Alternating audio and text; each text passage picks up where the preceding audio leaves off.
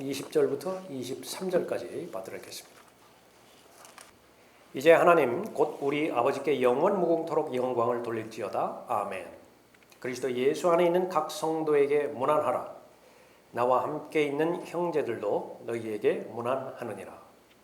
모든 성도가 너희에게 문안하되 특별히 카이사의 집안 사람들이 문안하느니라. 우리 주 예수 그리스도의 은혜가 너희 모두와 함께 있을지어다. 아멘. 이렇게 해서 빌립보서는 이제 끝을 냅니다. 빌립보서를 1장부터 4장까지 우리가 잘 살펴보았는데 과연 빌립보서를 통해서 무엇이 남는 것인가? 오늘 설교의 제목은 인생이 끝난 후 남는 것입니다. 한 권의 책을 읽으면 남는 것이 있겠죠. 공부의 과정을 다 잘 마치면 남는 것이 있겠죠. 학교를 졸업하는 것이 그것 아니겠어요? 학교의 과정을 잘 수료를 했어요. 졸업을 했습니다. 무엇인가가 남는다고요. 또 잘 다니던 직장 이제 때가 되어서 정년퇴직을 했습니다. 무엇이 남죠? 무언가는 남는다고요. 이렇게 수고와 땀의 결실이죠. 인생은 이제 한 번은 죽음을 통해서 인생은 한 번은 끝납니다. 무언가 남을 것이 무언가는 남겠죠. 지금 이 빌립보를 쓰고 있는 바울의 생애도 마찬가지입니다. 그 서신서를 마치고 또 자신의 생을 마치죠. 무언가는 남을 것입니다. 성경은 이 부분에 대해서 아주 지대한 관심이 있습니다. 무엇이 남을 것인가? 누가복음 12장 20절에서 내 혼에게 말하기를 내 혼아 네가 여러 해 동안 쓸 물건들을 많이 쌓아두었으니 편히 쉬고 먹고 마시고 즐거워하리라. 이 사람에 대해서 하나님께서는 질문을 하십니다. 너 어리석은 자야 오늘 밤 내 혼을 내게서 앗아가리니 그러면 내가 장만한 그것들이 누구의 것이 되겠느냐? 그러므로 자신을 위하여 보물을 쌓아두고 하나님 앞에 부유하지 못한 자는 다 이러하니라 말씀하십니다. 부자는 죽었을 때에 과연 무엇을 남겼는가? 다 남겼어요. 누군가가 물었습니다. 그렇게 돈 많은 사람이 죽었는데 그 사람은 무엇을 남겼나요? 조금 전에 말씀드린 것처럼 모두 남겼습니다. 하나도 가져가지 못한다라고 하는 그 부분이죠. 제국의 제왕들이 죽었을 때, 대표적으로 이집트의 파라오가 죽었을 때, 파라오는 영원히 산다라고 하는 것을 믿은 사람들이었죠. 이집트 사람들은. 파라오가 다음 세상에서 필요한 물건들이 있을 것입니다. 말들도 있을 것이고 배도 필요하고 그렇게 해서 다 한 구멍에다가 밑에다가 다 그 시체와 함께 다 묻지요. 금과 은과 여러 가지 심지어는 음식까지도. 그런데 그것이 언제까지 남아있는 것인가? 도굴꾼들이 손대기 전까지 남아있는 거예요. 고고학자들이 그 무덤을 파헤치기 전까지 남아요. 그러면은 그 손길들이 닿으면 다 없어져 버려요. 계속해서 우리에게 남는 질문입니다. 무엇이 남을 것인가? 마태복음 16장 26절에서도 사람이 온 세상을 얻고도 자신의 혼을 잃는다면 무슨 유익이 있겠느냐? 또 사람이 자기 혼을 무엇과 바꾸겠느냐? 1900년대 초에 한 석유 부자가 비서를 데리고 고급 식당으로 들어갔습니다. 저 건너치에서 스테이크를 아주 맛있게 먹는 남자를 하나 보았어요. 그것을 물끄러미 바라보는 그 석유 부자의 건강 상태는 아주 심한 위궤양 때문에 아주 고통의 나날이었습니다. 심한 스트레스로 인해서 온 궤양이었는데 수많은 재정적인 결정을 혼자서 해야 되고요. 또 주식시장에 관여해야 되고 직원들 고용 상태를 잘 관리를 해야 되는데 이기지를 못한 것입니다. 먹을 수 있는 것은 버터 바르지 않은 구운 빵 그리고 우유예요. 그러니까 그것만 먹을 수 있는 그런 상태입니다. 더 먹을 수도 있지만 그 다음에 고통을 생각하면 아예 엄두도 못 내는 거예요. 비서한테 말했다고 합니다. 만일 내가 저 남자가 식사하는 것처럼 즐길 수 있다고 한다면 내가 가진 모든 돈을 다 주겠다. 그러면 이 부자가 할 수 있는 것은 무엇이었느냐? 자기가 가지고 있는 모든 돈을 다 동원한다 하더라도 그 맛있게 먹는 식사 한 끼를 못 사는 거예요. 무엇이 중요하고 무엇이 덜 중요한 것인가 잘 알아야 되겠죠. 어차피 졸업은 하게 되어 있습니다. 어차피 정년퇴직은 하게 되어 있어요. 어차피 인생은 마감이 됩니다. 남는 것이 있겠죠. 성경은 분명하게 말합니다. 세상도 세상의 정욕도 사라지지만 하나님의 뜻을 행하는 자는 영원히 거하느니라. 하나님과 관계 있는 것, 그것은 아무리 작아 보인다 하더라도 반드시 남는 것이고요. 이 세상에서 작아 보이는 그것이 바로 하늘의 관점에서 보면 가장 위대하고 또 가장 의미 있는 것이라고 하는 사실을 우리에게 가르쳐 주는 것이죠. 인생이 끝난 후에 남는 것이 있습니다. 그것은 하나님의 뜻을 행한 것이 남습니다. 본문 말씀을 통해서 세 가지가 남는 것인데 무엇인가 살펴보죠. 첫 번째로 아버지께 영광을 돌린 삶이 남습니다.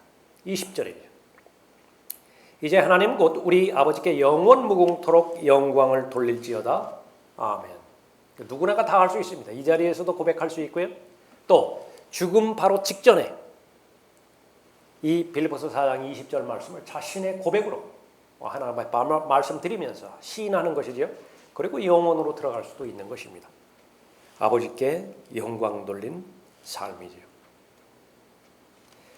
그리스도인의 정체성, 그것은 바로 예수 그리스도의 영광을 돌리는 예수 그리스도의 종이에요.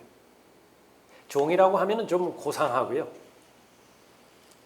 더 현실적인 그 단어는 노예입니다. 노예. 노예라고 하는 것은 노예 경매시장을 우선 떠올려야 돼요. 경매시장에 여러 노예가 서겠죠. 그럼 경매에 붙여지는 것이에요. 막 그런 거 보잖아요. 막 서로 값을 더 많이 매기기 위해서 그 노예 상인이 막 이도 이렇게 드러내버리고 말이죠. 얼마나 힘이 있는 것인가 그 힘도 입증해주고 그래야 되잖아요. 그러면 돈이 더 올라간다. 그 경매시장에서 어떤 주인이 그 노예를 샀다고 한다면 나는 나 자신도 그렇고 다른 사람도 그렇고 철저하게 소유권에 대해서는 이의를 달 수가 없어요. 나는 나를 사준 그 주인의 노예예요. 너희는 값을 치르고 산 것이니 그러므로 하나님의 것인 너희 몸과 너희 영으로 하나님께 영광을 돌리라. 그런데 이 주인은 어떤 주인이었는가? 나를 사주기 위해서 본인이 죽으신 주인이라고요. 그런 주인이 세상에 어디 있어요? 그러니까 예수 그리스도는 그런 주인이에요. 맡기지 못할 것이 없습니다. 나보다 더 나를 사랑하시는 그런 주인이죠. 십자가의 처형 되심으로 인해서 그 피값으로 여러분을 사신 주님이세요. 인정하든 인정하지 않든지 간에 예수 그리스도의 노예들입니다. 이 사실을 알고 있다고 한다면 그 사실을 인정하는 것부터 시작해서 아버지께 영광을 돌리는 삶은 시작된 거예요. 소년 하나가 여러 시간에 걸쳐서 배를 하나 만들었습니다. 작은 장난감 배였어요. 시내가에서 가지고 놀다가 급류에 떠밀려서 내려가는 바람에 배를 잃어버렸습니다. 수년 후에 그 하류에 있던 한 남자가 그 배를 자랑하는데 그 자랑하는 대상 가운데 그 소년에게도 자랑하는 기회가 왔습니다. 얼마나 근사한 배인 것인지 얼마나 공들여서 만드는 것인지 소년은 보자마자 알아봤죠.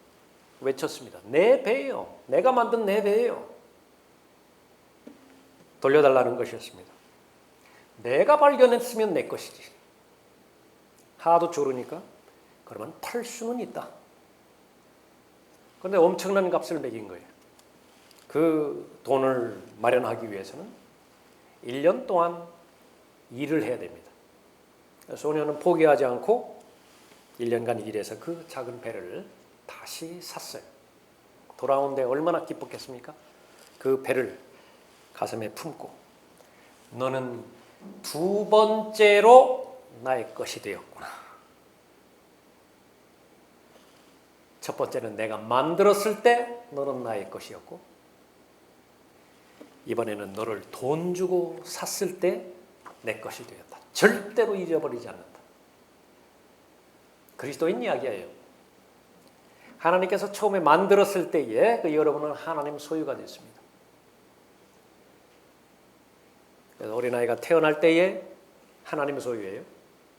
그 아이가 죄의식을 가지고 있었을 때, 그 죄의식을 가지고 있는 상태에서 복음을 받아들이지 않는다고 하면 잃어버리는 거예요. 죄 가운데 팔리는 것입니다. 그러다가 다시 은혜의 복음을 듣죠. 은혜의 복음을 듣고 하나님의 은혜에 합당하게 반응했을 때 구원받게 되는 것입니다. 그때 바로 값을 치르고 산 그리스도인이 되는 것입니다. 하나님께서는 두 번, 여러분을 두 번 사신 거예요. 만드셨을 때 한 번 사셨고, 그 다음에 값 주고 사셨을 때 또 한 번 사신 것이지요. 할 수 있는 일은 이 몸과 영을 통하여 하나님께 영광을 돌리는 일들입니다. 너희는 값을 치르고 산 것이니 그러므로 하나님의 것인 너희 몸과 너희 영으로 하나님께 영광을 돌리라. 여기에는 아무리 지식이 없는 그리스도인이라 하더라도 이의를 제기할 수가 없어요. 사실이니까요. 법적으로도 사실이고 내 느낌으로도 사실이고 하나님의 진리의 말씀의 관점에서 보아서도 진리예요. 어느 것 하나 부인할 수가 없는 것입니다.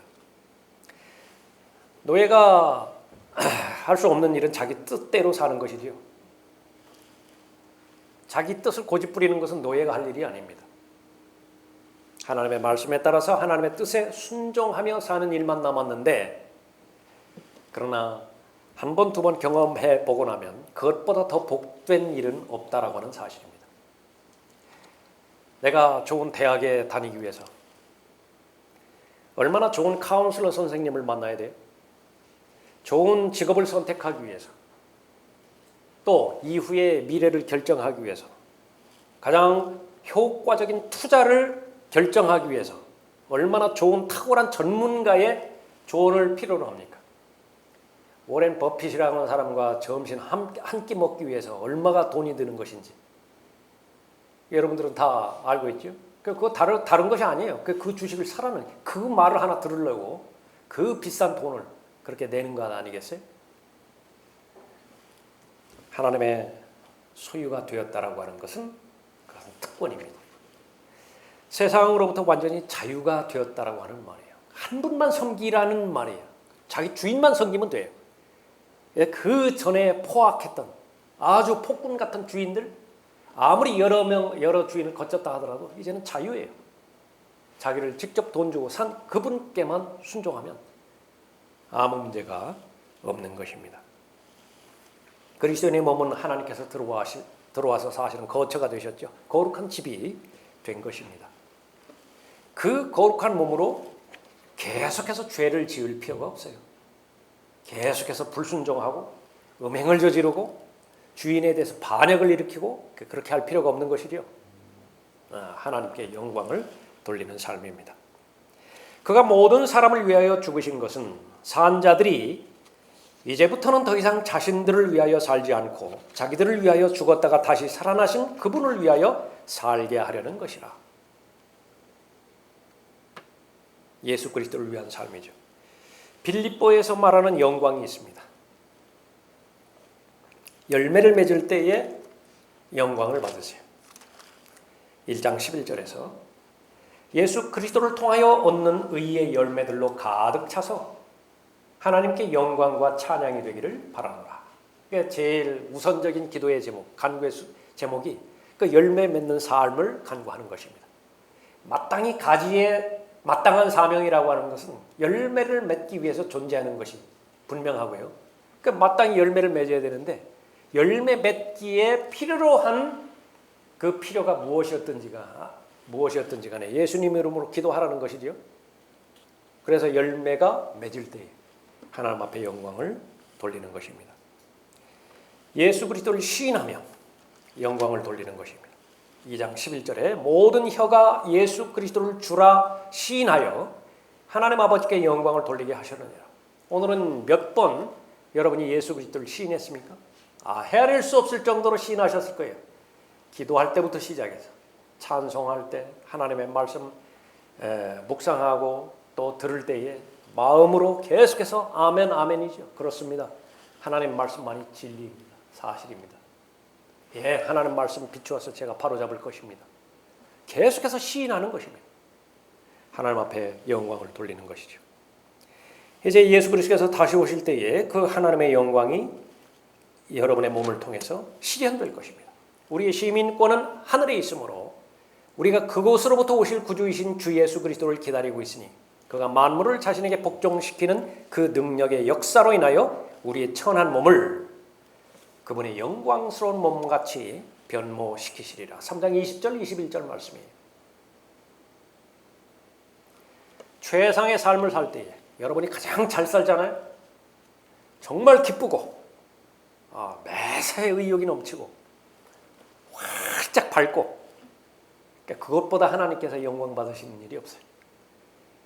일은 막 고된 일을 하는데 막 잠도 못 자고 막 그렇게 되는데 얼굴이 막 굳어져 있어요. 하나님께서 절대로 원하지 않습니다.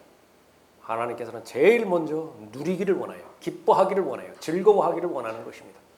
그리스도인에서 가장 큰 능력은 하나님을 즐거워하는 것이에요. 성도가 최상의 삶을 살 때 영광 받으시는 것입니다. 잘못된 영광에 대해서도 성경에서 많이 언급되고 있죠. 타락한 본성이 중심이 되어서 하나님의 일을 할 때에 그것은 잘못된 영광입니다. 인생은 한 번은 끝납니다. 남는 것이 있죠. 하나님과 관계된 일들, 하나님의 뜻을 행한 것들, 그것은 약속대로 남게 되는 것입니다. 그것이 하나님께 영광을 돌린 삶이었고, 두 번째로는 하나님의 사람들입니다. 사람들은 남습니다. 21절 보십시오. 그리스도 예수 안에 있는 각 성도에게 문안하라. 나와 함께 있는 형제들도 너희에게 문안하느니라. 모든 성도가 너희에게 문안하되 특별히 카이사의 집안 사람들이 문안하느니라. 하나님과 관계 있는 사람들이 얼마나 중요한 사람들인가. 바울이 무엇을 남겼는가? 죽은 다음에 실제로 손에 잡혀지는 것은 거의 없어요. 재산도 없고 자기 교회도 없고 출석하는 교회도 없어요. 결혼도 하지 않았기 때문에 가정도 없어요. 자녀들도 없어요. 아내도 없어요. 그러나 무엇을 남겼는가? 로마서 마지막 장 16장이에요. 여러분이 다시 한번 집에 돌아가셔서 일일이 하나님과 관계 있는 사람들의 그 이름을 거명하는 것인데 몇 사람 정도나 나오나 한번 세어보십시오. 다 기억하고 있습니다. 물론 대표적으로 그 사람들만 기록하고 있어요. 얼마나 수많은 사람들이 바울의 생애 동안에 하나님을 섬길 수 있도록, 설교할 수 있도록, 가르칠 수 있도록, 성경을 집필할 수 있도록 섬겼는가. 결국은 그 모든 하나님과 관계 있는 사람들은 그대로 남는 것입니다. 갈라디아서 2장 20절에서 그리스도인의 정체성을 언급하고 있죠. 육신은 아니에요. 옛사람은 절대로 아닙니다. 옛사람은 십자가에 예수 그리스도와 함께 못 박혀 있어요. 지금부터 내가 사는 삶은 믿음으로 사는 삶인데 예수 그리스도와 함께 재창조된 새 사람이 사는 삶이에요. 그 관점에서 바라볼 때에 모두가 다 예수 그리스도로 옷 입고 있죠. 예수 그리스도로 옷 입은 상태에서 모든 사람이 다 만나죠. 그 모임은 만나면 만날수록, 반복되면 반복될수록 복된 모임입니다. 그런데 마귀는 이제 자꾸 어떻게 하는 것입니까? 그 그리스도의 옷을 벗어버리고 만나라 그거예요. 옛사람 대 옛사람으로 만나라고 그렇게 충동질하는 것이죠. 그러나 성숙한 그리스도인, 빌립보서 1장을 시작으로 해서 2장, 3장을 거쳐서 4장 마지막 부분까지 왔을 때에 하나님께서 가장 귀히 여기시는 것은 어떤 것이냐? 사람들이구나. 구원받지 못한 사람은 구원받지 못한 사람대로 소중히 여기는 거예요. 그래서 한 사람의 혼이 구원받는 것은요, 세상 전체의 물질, 그 가치를 모아 놓은 것과 비교가 되지 않아요. 모든 세상의 재산 가치를 다 얻었다 하더라도 자신의 하나뿐이 없는 혼을 잃어버렸다고 한다면 그건 절대로 장사 잘못한 거예요. 더더군다나 구원받은 한 사람 한 사람의 혼, 얼마나 귀한 것인지 알 수 있는 것입니다. 그리스도 안에 있는 새로운 피조물 들이라 그렇게 말씀하고 있는 것이죠. 내가 받은 구원이 얼마나 고귀한 것인가 절실히 깨달을 때에 인생이 끝난 후에 남아야 될 것이 남은 것을 발견할 수 있는 사람입니다. 하나님의 사람들이기 때문에 그렇죠. 복음에 동참한 사람들이 얼마나 귀한 사람들인가 1장 5절에서 기록하고 있습니다. 첫날부터 지금까지 너희가 복음에 동참함이라. 여기서 말하는 복음은 고린도전서 15장 3절 4절에 있는 복음 포함해서 전반적인 진리 체제 전체를 말하는 것입니다. 복음에 동참한 사람, 아주 귀한 사람들이에요. 그 예수 그리스도는 두 가지로 충만하게 채워져 있었죠. 하나는 진리로 충만하게 채워주셨고 또 하나는 무엇이었죠? 은혜로 충만하게 채워주신 분입니다. 그것이 독생자의 영광으로 아버지의 영광이라 말씀하고 있죠. 은혜에 동참한 사람들입니다. 1장 7절에서 내가 너희 모두에 대하여 이렇게 생각하는 것이 마땅하니 이는 내가 너희를 내 마음속에 간직함이며 또 나의 가침과 복음을 지키고 확정함에 있어서 너희 모두가 나의 은혜의 동참자가 됨이라. 나누지 못할 것이 없어요. 무엇까지도요. 가장 수치스러운 약점까지도 다 나눌 수 있어요. 신뢰하기 때문에 그렇죠. 그 약점을 가지고 나를 공격하지 않을 사람이라고 하는 것을 알아요. 예수 그리스도보다 나의 약점을 잘 아는 분이 어디 있어요? 그분이 뭐 이렇게 다른 사람에게 그렇게 들으라고 떠벌리고 다니신 적이 있으신가요? 심지어는 내가 말씀을 드려도 듣고만 계시는 분이시라. 은혜입니다. 하나님의 은혜에 동참한 사람, 하나님의 사람들인 것이죠. 내가 예수 그리스도의 마음으로 너희 모두를 얼마나 그리워하는지는 하나님이 나의 증인이시라. 아버지의 마음을, 어머니의 마음을 소유한 사람의 고백일 것입니다. 아무리 악해보라고요. 자신이 악해보라고. 책망할 때는 호되게 책망하지만은요. 그것은 뭐 이기적인 동기에서 책망하는 것이 아니에요. 더 이상 잘못되면 안 되기 때문에 그렇습니다. 바로 은혜에 동참하는 사람이죠. 삶의 목적이 성도들을 섬기는 것이 바로 그리스도인이라고 하는 사실을 잘 알려주죠. 1장 24절에서도 육신에 남아있는 것이 너희를 위하여 더욱 필요하리라. 이기적인 경향대로 결정할 수만 있다고 한다면요. 바울은 진작 육신의 몸을 떠나서 하늘나라로 가고 싶은 것이에요. 거기에 그리스도와 함께 있잖아요. 그런데 왜 지금 계속 육신에 남아있는 것입니까? 제대 날짜가 지났음에도 불구하고 왜 그 군목 장교는 제대해서 자기 집인 미국으로 안 돌아가는 거예요. 분명히 제대했는데도. 자기가 떠나가 버리면 후임 군목이 올 때까지 기도해 줄 사람이 없어요. 이 병사들을 위해서. 이 병사들이 참호에 나갈 때마다 두려워하고 무서워하는 마음을 하나님의 말씀을 통해서 기도해 줄 군목이 없는 것이에요. 나 혼자만 생각한다고 한다면, 나의 가족을 생각한다고 한다면 즉시로 월남을 떠나서 미국으로 돌아가는 것이 낫겠지만 유보하는 것입니다. 연기하는 것입니다.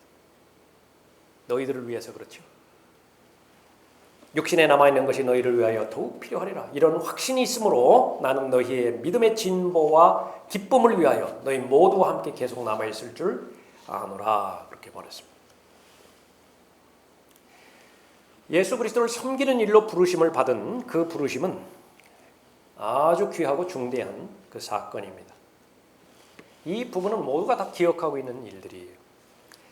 베드로는 자신을 구원해 주신 그런 날을 잊을 수가 없었습니다. 자신의 친동생 안드레가 있었죠. 와보라고 끌고 간 거예요. 그냥 훌륭한 전도 방법입니다. 여러분들이 다른 사람을 주께로 인도할 때에 가장 좋은 확실한 방법 가운데 하나는요, 같이 예배에 참석한다고 그렇게 오는 거예요. 교회에 데려온다라고 하는 그 부분들을 부정적인 관점에서 긍정적인 관점에서 그렇게 나눌 때에 여러분은 긍정적인 적극적인 관점에서 얼마든지 활용할 수 있어야 되죠. 그러니까 여러분들이 목격하잖아요. 교회에 일단 왔다 그러면 그 구원받고 거듭날 가능성이 다른 어떤 기회보다도 더 높죠. 그런 것입니다. 베드로는 그렇게 자신의 동생을 통해서 예수님을 만난 것이에요. 예수 그리스도의 믿음으로 하나님의 가족이 되었죠.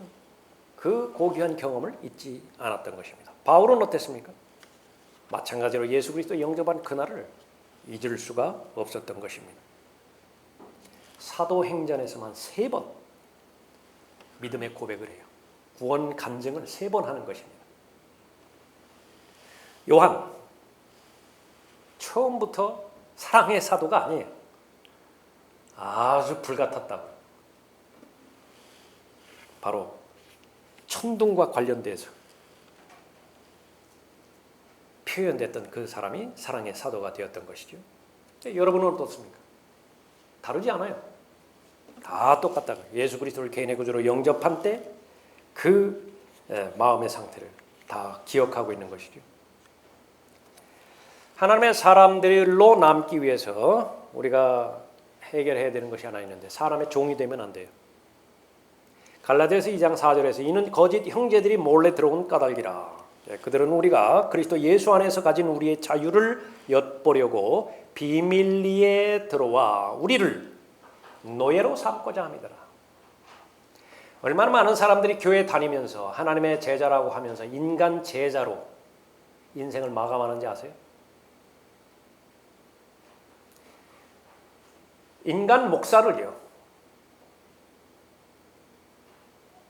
자신의 신으로 섬겨서 자신의 인생을 망쳐버린 수많은 사람들이 있습니다. 그 가운데 하나가 제자 사역이라고 하는 명분으로 모두가 다 예수 그리스도의 제자로 삼는다고 했지만 결국은 인간 제자로 다 삼아버리는 것입니다. 어떻게 인간 제자인가? 아니면 예수 그리스도의 제자인가? 알 수 있는 것인가? 양은 다른 것은 몰라도 목자의 음성은 알아들어요. 진짜 목자인가? 선한 목자인가? 아니면 사꾼 목자인가? 알아듣는다는 말이죠. 목자의 음성은 뭐예요? 변개되지 않은 하나님의 말씀입니다.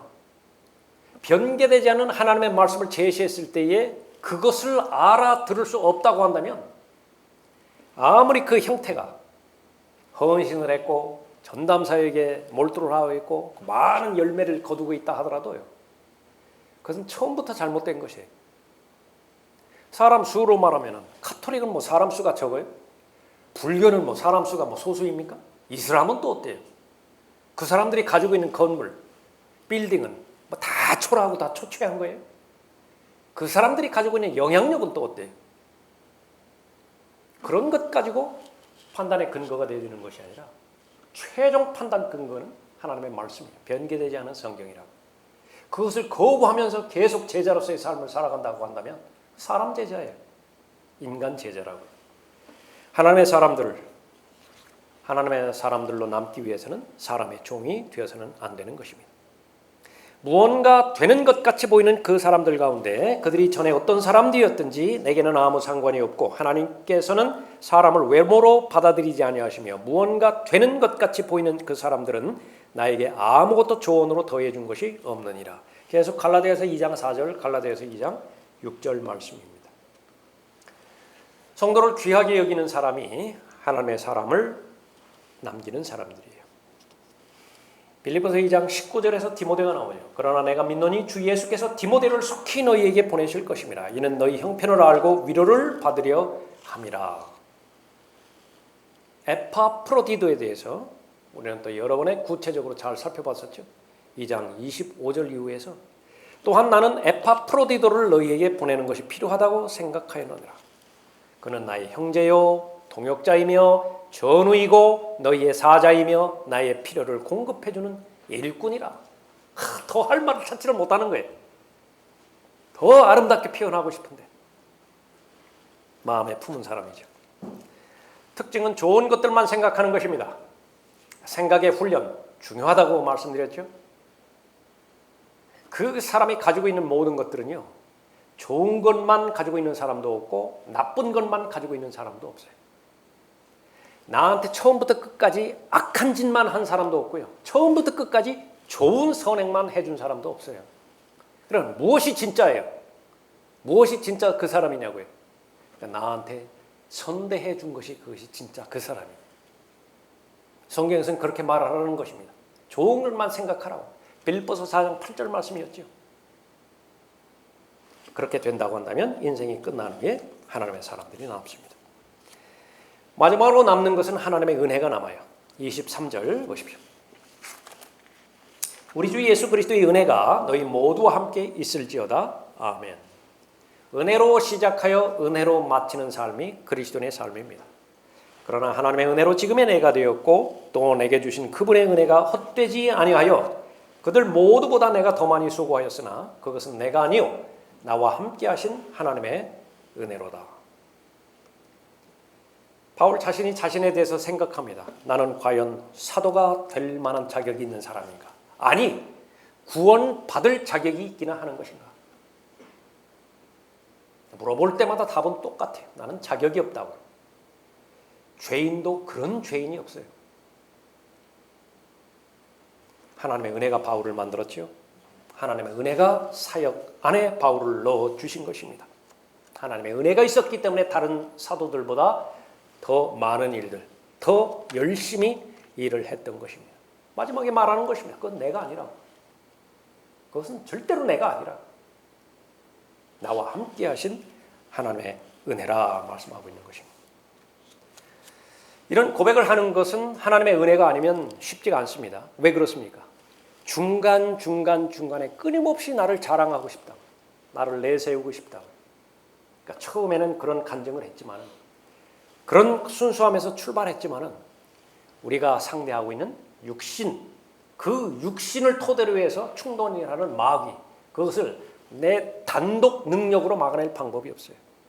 계속 자랑하고 싶은데 내가 이룬 것이라고, 내가 행한 것이라고. 그럴 때마다 해결책은 죽는 거였어요. 바울의 경우는 그랬습니다. 날마다 죽었어요. 날마다 십자가를 방문하는 것입니다. 아무리 바빠도 그것을 건너뛰지는 않았어요. 십자가에 가면 하나님의 은혜가 얼마나 깊은 것이었던지 알 수 있죠. 십자가에 가면 내가 저지른 죄에 대해서 하나님의 분노가 얼마나 크셨던 것인지 알 수 있죠. 아들 하나님이 버림받았잖아요. 나의 죄 때문에. 나의 하나님 어찌하여 나를 버리셨나이까. 다시 겸손한 마음으로 잘 무장이 돼서 하나님 앞에서 정직하게 나를 세우는 것입니다. 그 하나님의 은혜가 계속해서 남는 것이에요. 여러분은 하나님으로부터 어떤 은혜를 받으셨습니까? 사람들입니다. 여러분이 지금 이 자리에 오시기까지 부인할 수 없는 사람들이 많이 있어요. 지금 그 관계가 단절됐어요? 그렇다고 해서 부인될 수 있는 것이 아니에요. 그 사람들을 통해서 여러분은 얼마나 많은 것들을 받으셨습니까? 가장 많은 것은 영적인 교제였을 것이라고. 설교자를 통해서 여러분은 얼마나 많이 받으셨어요? 그것을 하나님의 은혜로 받은 것이라고 하나님 앞에 동의하고 감사를 드릴 수 있습니까? 예, 그렇습니다. 설교자와 목사는 어떻습니까? 하나님께서 맡겨주신 양무리들을 받은 거예요. 나를 따라오라, 리더죠. 근데 따라오는 사람이 없어요. 그 리더가 아니에요. 따르는 사람이 없는데 무슨 리더예요? 하나님께서는 따를 사람들을 보내주셨고 하나님의 말씀으로 잘 무장시켜 주셨죠. 그 부분으로부터 시작해서 얼마나 많은 물질에 대한 하나님의 은혜를 받으셨습니까? 여러분들이 일할 수 있는 능력을 주셨고 올바로 판단할 수 있는 지력을 주셨고 결정하고 또 계약하고 선택할 수 있는 모든 여건들을 다 주셨잖아요. 하나님께서 물질을 주신 것입니다. 여러분은 주는 데 익숙해져 있을 거라고요. 주는 데. 무엇을 주는 데 있어서 별 갈등하지 않을 것이라. 그냥 주고 싶은 마음이 있기 때문에. 그러나 반대로 여러분이 받으시는 데 있어서는 부자연스러우실 것이라고요. 그 돈을 만들기 위해서요. 그 형제가 그 자매가 얼마나 애썼을까요? 그 어려운 여건 가운데서, 상황 가운데서 그 돈은 시간과 땀의 결정체 아니겠어요? 함부로 생각하는 것이 아닙니다. 비정상적인 사람은 받는 데 익숙해질 것이라고요. 그러나 그리스도인 가운데서 받는 것을 자연스럽게 받는 사람은 아무도 없어요. 주는 것은 내 마음껏 더 주지 못해서 그런 것이지만 내가 받을 때는 그 노고를 내가 알고 있기 때문에 함부로 쓰지 않습니다. 교회의 재정은 더 말할 것도 없어요. 예. 그러나 하나님의 은혜 가운데 머무르는 사람들, 이 하나님의 은혜의 깨달음의 깊이가 바로 믿음의 깊이와 동일한 것입니다. 하나님의 은혜가 남는 것입니다. 그 사람의 특징은 은혜에 합당한 삶을 살고요, 복음에 합당한 삶을 사는 것입니다. 그리스도의 날에 자랑하는 삶을 살 것이에요. 그런데 너는 어찌하여 내 형제를 판단하느냐? 어찌하여 내 형제를 업신여기느냐?